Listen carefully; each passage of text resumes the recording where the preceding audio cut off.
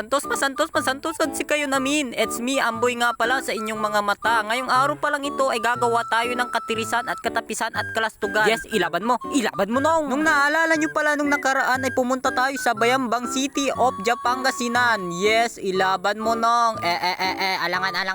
At nung nakaraan pala ay pinauwi kami dahil day off namin. Pumunta kami sa Hong Kong nakaraan. Kaya pauwi na kami ngayon sa Pangasinan. Yes, ilaban mo. Kaya magluluto kami ng balatong. Kasi ayaw ka na niya makatungtong. Agay ko, sagiman pero ayos labatan na. Itaas-taas ang kamay, paano maangnit? Ay sa mga kumakain pa lang to ng balatong para sa ribi mabarong. Ito kasi yung iniisip namin kapag walang ulam dito sa probinsya ng Pangasinan. Yes, ilaban mo nong. Dito nga pala ay sobrang lamig at umuulan ng snow. Kaya kung gusto mong bakasyon dito ka pumunta Kung makikita nyo nga pala dyan ay pinupagpag na namin yung dalikan para lumiit. Kasi nga so hindi kasya yung mga kiyaw. Yes, ilaban mo nong. Promises. Ang paglulutuan pala namin ay kiyaw. Alangan ng luto ka silenta, kadalikan ka. Kaya pala kami dito magluluto kasi para mabilis maluto. Alangan, ilaban. Kaya pala tayo nakasalamin kasi masakit sa mata. Masuwag yung moong, ang sakit at mata. Singa may inaro, may anang nang monwalalek. Arom tong kaiba. Agay.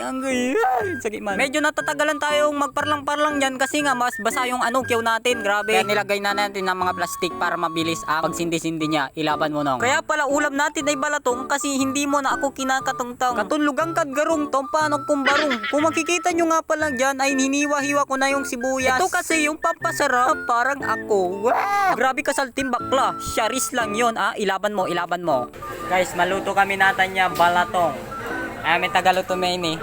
Di ba nang nyo may tagalutume? Parang si Robin Padilla. At dito nga pala ay binubuksan na namin yung sardines. Yes, ilaban mo nong. Promises. Ito kasi yung pagsasambungan namin. Yung parang Yan kasi yung isasawag namin sa balatong. Yung sardines. Yan, translate ko na para di na kayo mahirapan. Baka sabihin nyo, ang tigas ng Tagalog ko. Grabe kimo, no siyak subi marong. Wala nakatungtong kasi kalupam si King Kong. At nung pagkatapos namin ilagay yung balatong ay nilagay na namin sa Tupperware. At naglagay na din kami ng mantika para sa pangigisaan na namin. Sakto din kasi umini na yung kaldero. Yes, ilaban mo. Kaya nilagay na namin yung sibuyas at bawang. Kaya pala balatong yung inulam namin kasi ito lang yung makakaya ng budget namin. Grabe makasiray. Sira-sira natin. Grabe mablis. Sa libot. Dahil disusun na sa luto. Upo na tapol sa kwarta. Nung hinulog na pala namin yung sardines, nilagay namin ng kunting tubig. At yan na nga pala. Kakain na pala kami. Yes, ilaban mo na. Pasensya na guys kung hindi ko na videoan Sige. Salamat. Diyan nga pala kakain na tayo. Sige, mangan tayo mga kanain kapinsang ko at say mga anak ko, mga kuya. Siyempre ilaban. Salamat sa manonood. Love you.